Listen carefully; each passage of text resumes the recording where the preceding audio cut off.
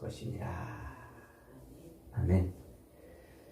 2월 18일 화요일입니다. 오늘은 창세기 48장 1절부터 마지막 22절까지 말씀입니다. 야곱, 에브라임과 므낫세를 축복하다라는 제목입니다. 야곱, 에브라임과 므낫세를 축복하다. 오늘 본문은 야곱이 죽음을 앞두고 요셉의 두 아들인 므낫세와 에브라임을 축복하는 장면이죠. 자기 손주들입니다. 오늘 이 장면은 하나님의 언약이 어떻게 다음 세대로 계승이 되는가 하는 것을 보여주는 내용입니다. 그래서 오늘 1절에 이렇게 시작해요. 이 일 후에 이렇게 시작을 해요. 이 일 후에라는 말이 한글로는 이렇게 이 일 후에라고 번역이 되어 있지만 히브리어 원문에는 이 일 후에라는 말이 언약을 확인한 다음 이런 식이에요. 언약을 확인한 다음. 그러니까 야곱이 하나님의 언약, 자기를 통해서 이루어진 그 하나님의 언약을 확인한 다음 있죠. 그러니까 어저께 우리가 읽은 이 47장은 뭐라고 그랬습니까? 야곱이 드디어 이스라엘로 바뀐 장면이라고 그랬죠.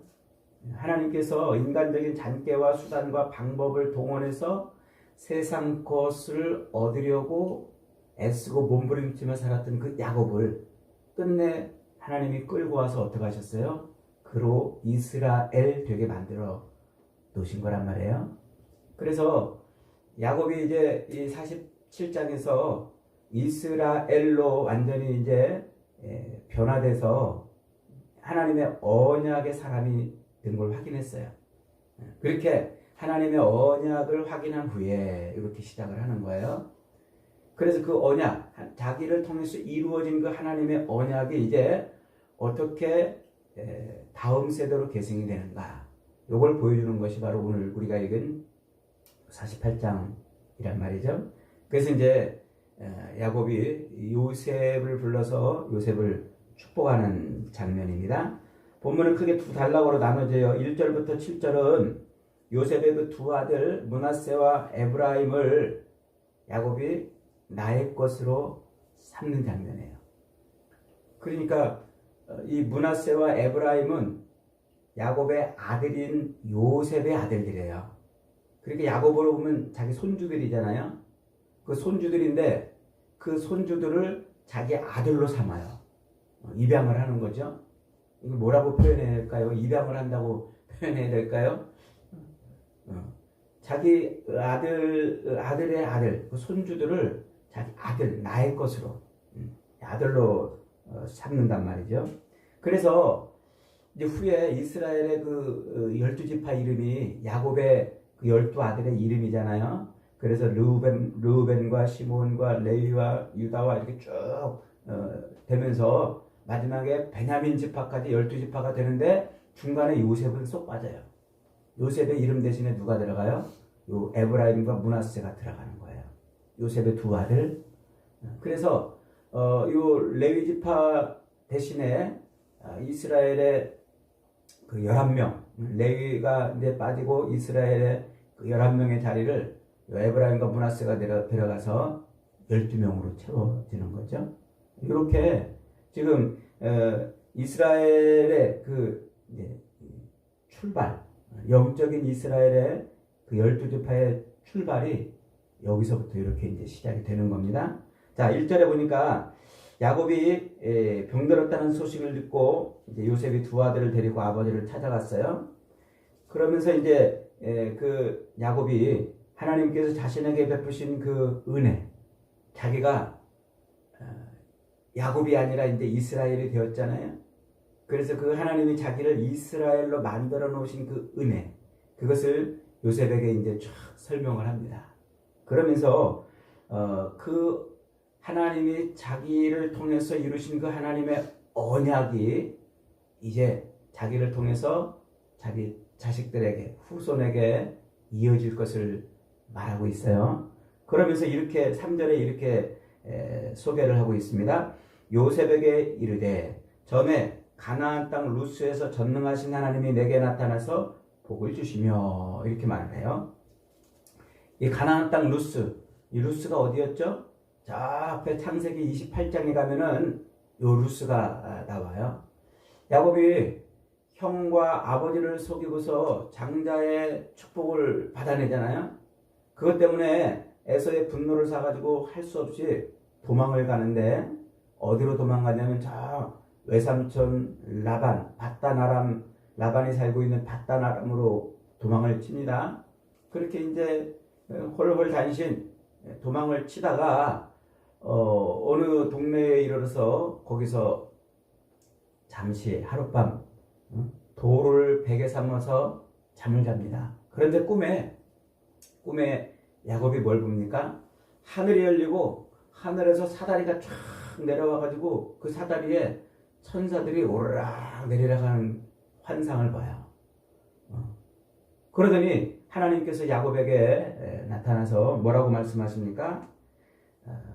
걱정하지 마라, 염려하지 마라, 두려워하지 마라. 나는 너의 전능한 하나님이다.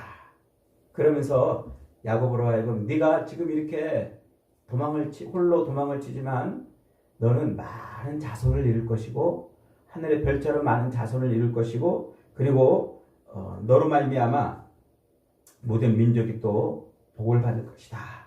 이 아브라함에게 주셨던 그리고 이삭에게 주셨던 그 언약을 야곱에게 다시 한번 확인을 시켜주죠. 그러면서 하나님이 야곱에게 뭐라고 그럽니까? 네가 반드시 다시 이곳으로 돌아오리라 그래요. 야곱이 그 환상을 보고 하나님의 음성을 듣고 눈이 번쩍 떠졌어요. 그래서 아침에 일어나가지고 잠에서 깨어가지고 야곱이 뭐 합니까? 여호와께서 과연 여기 계시는데 내가 알지 못했구나. 그러면서 두렵도다. 이르되 두려워하며 이르되 두렵도다. 이곳이 다름 아닌 하나님의 집이었구나. 이래요. 그래서 베고 있던 그 돌을 세워놓고 거기다가 기름을 붓고 번제를 드리면서 하나님 앞에 제단을 쌓고 그곳 이름을 뭐라고 불러요? 베델이라고 불러요. 베델. 그런데 성경은 굳이 그 밑에 토를 달아놨어요. 뭐라고 달아놨냐면 이곳의 옛 지명은 루스더라. 이렇게. 그러니까 야곱이 지금 이 자기 아들 요셉에게 자기가 루스에서 겪었던 그 일을 지금 말해주는데 그게 사실은 무슨 일입니까? 하나님을 만났던 그 베델, 그곳에서의 일이었던 것입니다. 그러니까 이 베델은 야곱의 인생에서 굉장히 중요한 곳이죠. 그래서 야곱은 이 베델에서 하나님을 만남으로 말미암아 하나님께서 자기를 통해서 무엇을 하시고 어떻게 하실 건지에 대한 확신을 갖게 됩니다. 그리고 이 야곱이 보았던 그 하늘이 열리고 천사들이 오르락 내리락 하던 그 사답다리를 예수님께서 신약성경 요한복음 1장 51절에 가면 그 모습이 자기에게서 성취되는 모습이라고 소개를 하고 있잖아요. 그리고 베델이 야곱이 그 돌을 쌓아놓고 거기다가 번제를 드린 제사를 드린 제단을 쌓고 제사를 드린 그 장소를 베델 하나님의 집이라고 이렇게 설명을 달아놨잖아요. 그러니까 요 베델은 하나님의 집은 누구를 통해서 완성이 됩니까? 하늘 사닥다리를 오르락 내리락 하시던 그 예수 그리스도 예수님을 통해서 성전이 완성이 되잖아요. 이 베델은 구속사적으로도 굉장히 중요한 의미가 있는 곳이에요. 하나님께서 야곱을 통해서 그런 어마어마한 하나님의 구원사를 이루시겠다고 은혜를 주시고 말씀을 주셨던 장소가 바로 요 루스였던 거예요. 베델이었던 거예요. 그러니까 이 루스는 야곱에게 있어서 잊혀질 수 없는 그런 장소이기도 하고 굉장히 하나님으로 말미암아 자기 인생이 변화되는 그런 어마어마한 장소인 거예요. 하나님을 만나고 그곳에서 하나님을 통한 언약이 자기에게 성취되는 그런 놀라운 일을 경험한 것이죠. 그런데 그러면 야곱이 거기 이름을 베델이라고 하는 게 맞잖아요. 자기가 하나님을 만났고 하나님의 언약이 자기를 통해서 성취될 것을 확인을 한 그런 체험적인 장소, 간증이 있는 장소이면은 내가 옛날에 베델에서 이렇게 말을 하는 게 맞을 텐데 왜 야곱은 지금 요셉에게 루스라고 옛 지명을 말하고 있는 것일까요? 그것은 이 루스는 워낙은 이방인들이 살고 있던 땅이었어요. 이방인들이 살고 있던 그 땅인데 하나님께서 아무것도 아닌 야곱을 거기서 만나가지고 그 땅을 하나님이 그 땅을 통해서 야곱을 새로운 인생으로 바꿔놓는 거예요. 그러니까 이방인들이 득실거리며 살고 있던 그 땅에 하나님이 만나주시니까 그의 인생이 뭐가 됐어요? 하나님의 언약을 이루는 특별한 인생이 되었단 말이에요. 이게 지금 야곱이 베델을 굳이 루스라고 표현하는 이유입니다. 그러니까 이게 무슨 말이냐면 지금 요셉은 어디에 지금 국무총리를 하고 있습니까? 하나님의 약속의 땅이 아닌 지금 이방 땅에서 국무총리를 하고 있고 요셉이 자기의 두 아들을 데리고 왔는데 이 두 아들은 어디서 얻은 아들이에요? 애굽에서 얻은 아들이에요. 애굽 땅에서 애굽 여인을 통해서 얻은 그 두 아들을 지금 야곱 앞으로 끌고 오는 거예요. 그러니까 약속의 땅에서 하나님의 언약이 성취되는 것이 아닌 이방 땅에서 얻은 이방인을 통해서 얻은 그 두 아들이 하나님의 언약의 통로로 이어져야 되는데 우리 생각에는 이 약속의 땅에서 그렇게 언약의 통로로 축복을 받아야 되는 것 아닌가 생각할 수 있는데 우리 생각하고는 다르다는 거예요. 하나님은 어디서든지 누구에게서든지 하나님이 임하시면 그의 인생은 언약의 인생이 된다는 겁니다. 그가 출생이 이방 땅에서 출생했든 그가 이방인의 여인의 배를 통해서 출생했든 누구를 통해서 나왔든 하나님이 택하시고 하나님이 부으시면 언약의 인생이 된다. 그 얘기를 하고 있는 거예요. 그러니까 요셉은 아버지가 살고 있던 그리고 할아버지가 살고 있던 증조 할아버지가 살고 있던 그 가나안 땅을 떠나서 이방 땅에서 자식을 낳았잖아요. 근데 그 자식이 언약의 통로가 되어야 하는데 그냥 아무 생각 없이 언약의 통로가 되는 것이 아니라 하나님의 선택과 특별한 은혜로 언약의 통로가 된다는 것을 말해주려고 그러는 거예요. 그래서 야곱이 지금 이 두 아들을 어떻게 하는 거예요? 요셉의 두 아들을 내 아들로 받아들인다 이러는 거예요. 5절에 보니까 내가 애굽으로 와서 내게 이르기 전에 애굽에서 낳은 네 두 아들 에브라임과 므낫세는 내 것이라. 시므온과 루벤처럼 내 자식이 될 것이다. 그러는 거예요. 이방 땅에서 태어났어도 이방 여인의 태를 빌려서 태어났어도 하나님이 택하셨기 때문에 언약의 통로가 된다. 그 얘기를 지금 하려고 그러는 거예요. 그러면서 이제 야곱이 그 두 아들을 축복하죠. 그래서 이제 요셉이 두 아들을 야곱의 그 축복을 받게 하려고 언약의 축복을 받게 하려고 야곱 앞으로 이제 끌고 오는데 야곱의 오른손이 있는 쪽에 므낫세를 앉혔어요. 그리고 야곱의 왼손이 있는 쪽에 에브라임을 앉혔어요. 므낫세가 장자고 에브라임이 차자이기 때문에 당연히 그런 것이죠. 그랬더니 이 앞에 안 보이는 야곱이 오른손을 슬쩍 들어가지고 에브라임 머리 위에, 왼손을 슬쩍 들어가지고 이 므낫세 머리 위에 이렇게 엇갈리게 올려놓은 거예요.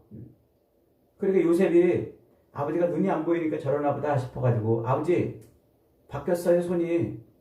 요 놈이 므낫세고 요 놈이 에브라임인데 오른손을 므낫세 머리 위에 올려놓으시고 왼손을 에브라임 머리 위에 올려놓으셔야 됩니다. 그랬더니 야곱이 뭐라고 그럽니까? 나도 안다. 나도 알지만 내가 이렇게 일부러 바꿨노라. 지금 그 얘기를 하죠.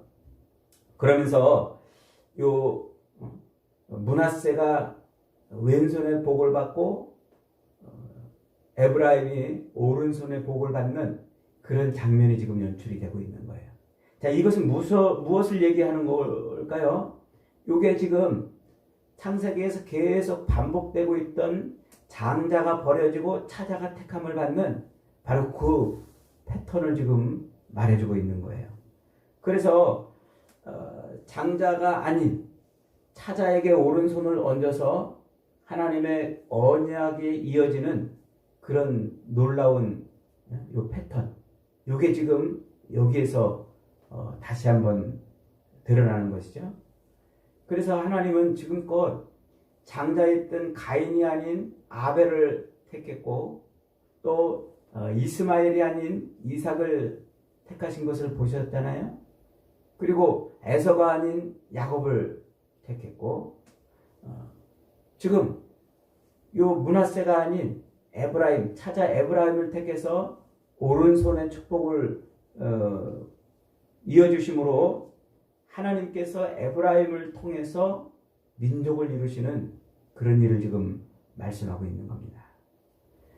우리가 지금껏 살펴봤지만 이스라엘 백성들에게 있어서 이 인간의 관점에 있어서 장자는 특별한 사람들이었잖아요. 장자의 복을 누린다는 것은 대단한 거예요. 그래서 야곱은 기를 쓰고 형 에서의 그 장자권을 뺏으려고 기를 쓰고 애를 썼잖아요. 아버지를 속여가면서까지 염소 털옷을 입으면서까지 그렇게 장자의 복을 받아내려고 애를 썼던 것입니다. 하나님께서 주시는 장자의 복이 있는 거예요. 그런데 그 장자의 복을 인간들은 두 가지 측면에서 실수를 하는 거예요. 에서는 그 장자의 복을 가볍게 여겼단 말이죠. 르우벤은 서무와 통관함으로 그 장자의 복을 또 잃어버리는 그런 일들을 벌이고 말이죠. 또 가인은 하나님 앞에 온전한 제사를 드리지 못함으로 장자의 복을 빼앗겨 버리잖아요. 그리고 하나님께서는 또 장자인 아론이 아니라 차자인 모세를 택해서 하나님의 특별한 일을 이루어 가세요. 장자를 다 제껴놓고 형들을 다 제껴놓고 다윗 맨 막내인 다윗을 택해서 하나님의 일을 이루어 가시고 또 솔로몬 그 위에 형들을 다 제껴놓고 솔로몬을 택해서 하나님의 일을 이루어 가시잖아요. 이게 하나님의 주권이라는 거예요. 하나님 마음대로, 하나님 하고 싶은 대로. 그러니까 하나님께서 인간들에게 주신 그 장자의 복을 인간들이 받아내지 못할 때는 하나님께서 그것을 차자에게 혹은 다른 사람에게 주신다 하는 것이죠. 이렇게 인간들의 기대와 소망을 배제한 하나님의 일하심. 인간들은 그 장자를 통해서 무엇이 이루어지고 가문의 그 전통이 이루어지고 복이 흘러갈 것이라고 기대를 하지만 하나님은 인간의 기대와 인간의 소망이 아닌 하나님의 방식으로 지금 일을 하는 거예요. 그래서 인간의 그 기대와 소망을 배제시키고 하나님의 방식으로 하나님이 일하심의 절정이 누굽니까? 그분이 예수님이에요. 그분이. 그래서 예수님은 이 땅에 메시아로 오셔서 모든 인생들의 복의 근원의 역할을 하실 분이지만 그분은 왕으로 오신 게 아니라 종으로 오시고 말구여에서 태어나시게 되는 것이죠. 그리고는 끝내 십자가에 달려 죽어버리시는 거예요. 인간의 기대와 소망, 제자들은 예수님이 예루살렘에 들어가면은 거사를 치러서 왕으로 등극해서 세상을 뒤바꿀 것이고 자기들을 높여줄 것이라고 생각했는데 예수님은 전혀 다른 방식으로 일을 하신 거지요.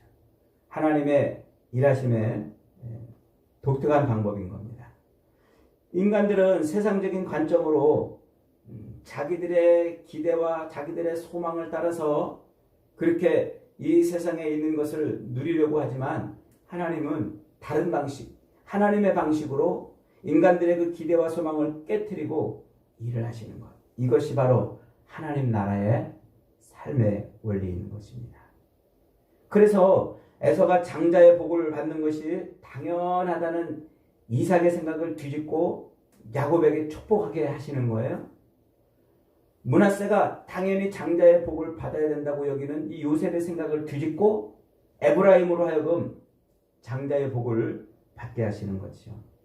이게 에서나 므낫세가 특별히 야곱이나 에브라임보다 못나서 그가 부족해서 그런 것이 아니에요. 하나님의 일하심의 방법이란 말이죠. 힘의 원리, 그리고 가지고 있는 그 권세로 모든 것을 평가하고 그것으로 가치를 삼으려고 하는 인간의 사고방식을 하나님은 거부하시는 거예요. 그게 죄로 인한 인간의 삶 아닙니까? 아담의 타락 이후 인간들은 이 땅에서 자기가 늘 무엇인가를 가져야, 소유해야, 또 올라야, 그래야 자기 인간됨에, 자기 삶에, 자기 존재의 의미와 목적을 찾아내고 이룬다고 생각을 했어요. 그래서 사람들은 그렇게 자꾸 힘으로, 자기 가진 것으로 더 많은 것을 소유하려고 애를 쓰는 거예요. 그게 이 땅의 죄악된 인간들의 모습인 거예요. 그래서 인간들이 가지고 있던 그 생각, 장자를 통해서 무엇인가 자기의 존재됨을 드러내려고 하는 그 생각을 하나님은 바꾸시는 거예요. 하나님의 원리, 하나님 나라의 원리는 인간의 힘이 아닌 하나님의 방법으로 일을 하는 거죠. 그래서 야곱은 이 요셉의 손을 바꿔놓으라는 이 요셉의 요청에도 불구하고 므낫세를 왼손, 에브라임을 오른손에 놓고 그렇게 복을 빌었던 것입니다. 여러분, 예수님도 바로 그런 말씀을 우리에게 하셨어요. 마태복음 23장 11절 12절에 보면은 너희 중에 큰 자는 너희를 섬기는 자가 되어야 하리라. 누구든지 자기를 높이는 자는 낮아지고 누구든지 자기를 낮추는 자는 높아지리라. 이게 하나님 나라 백성의 삶의 원리란 말이에요. 이게 하나님 나라의 삶의 원리란 말이에요. 그러니까 하나님의 나라는 자기 힘과 자기 지위와 자기의 권력을 가지고 행사하는 나라가 아니라 섬기는 나라, 자기 것을 내어줌으로 섬기는 삶, 그게 하나님 나라의 삶이란 말이에요. 그런데 세상의 삶은 어때요? 세상의 삶은 자기가 가져야 돼요. 높아져야 되고 소유해야 되고 자기 힘으로 그렇게 자기를 증명하고 자기 존재를 나타내는 삶이란 말이죠. 그런데 하나님은 그 인간의 힘과 수단과 방법과 인간의 가진 것으로 자기를 증명해내려고 하는 그 세상적인 타락된 삶의 원리가 아닌 낮아지고 섬기고 내 것을 줌으로써 그러므로 생명을 인택케 하는 그런 하나님 나라의 삶을 가르쳐주고 있는 거예요. 그래서 예수님이 이 땅에 오셔서 종으로, 섬기는 종으로 오셨고 스스로 십자가에 달려 죽으신 거예요. 나를 죽여 너를 살리는 그 삶을 살아낸 것이죠. 이게 바로 하나님 나라의 삶의 원리인 겁니다. 사랑하는 여러분, 우리는 예수님을 따르는 사람이에요. 죄악된, 타락된 사람들을 따라 사는 사람이 아니고 우리를 위해서 십자가에서 죽으신 예수님을 따라 사는 사람들이에요. 곧 하나님 나라의 원리로 사는 사람들인 줄 믿으시기 바랍니다. 야곱이 이스라엘로 바뀌었듯이 인간의 힘과 수단과 방법과 인간의 것으로 자기를 증명해내려고 하는 삶이 아니라 내가 죽어 너를 살리는 십자가의 삶을 살아내는 사람들이에요. 하나님 나라의 원리로 삶을 사는 사람들이죠. 오늘도 저와 여러분이 우리의 힘과 우리의 가진 것으로 우리 삶을 증명하려고 애쓰는 것이 아니라 내가 죽어 너를 살리신 예수님처럼 그렇게 내가 죽어 생명을 살리는 그런 삶을 살아내는 하나님 나라의 백성들이 다 되시기를 주님의 이름으로 축복합니다.